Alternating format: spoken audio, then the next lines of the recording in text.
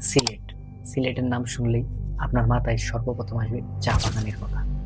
আপনি কি জানেন চা বাগানের পিছনে লুকিয়ে আছে ভয়ঙ্কর ঘটনা? হ্যাঁ, আজকে আমি চা বাগান রিলেটেড একটি ঘটনা বলতে যাচ্ছি।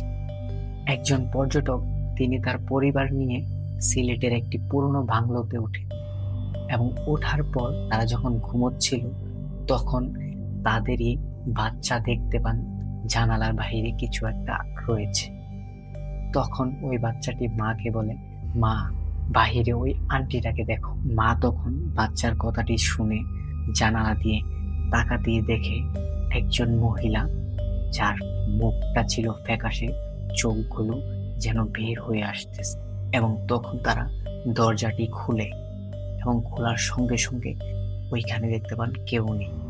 এবং পরদিন এই পুরো ঘটনাটা কেয়ারটেকারকে জানান এবং কেয়ারটেকার বলে, এই বাংলোতে কোনো এক সময় একজন মহিলা আত্মহত্যা করেন এবং তারপর থেকেই এখানে প্রায় ওই মহিলার আত্মাকে দেখা যায়।